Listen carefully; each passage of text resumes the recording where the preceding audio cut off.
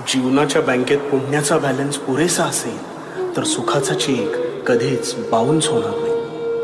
अहंकार आणि गैरसमजामुळे माणूस महत्वाच्या गोष्टींपासून दूर राहतो, कारण गैरसमज सत्य ऐकू देत नाही आणि अहंकार सत्य पाहू देत नाही.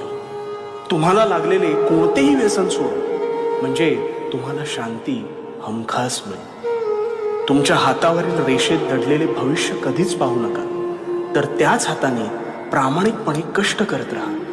कष्टाने तुम्हाला ध्येयप्राप्ती निश्चित होईल.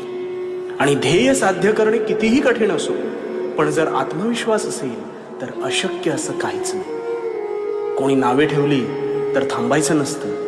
आपण आपलं चांगलं काम हे कायम करत राहायचं असतं. आणि हे करत असताना भिवू नकोस, कारण मी तुझ्या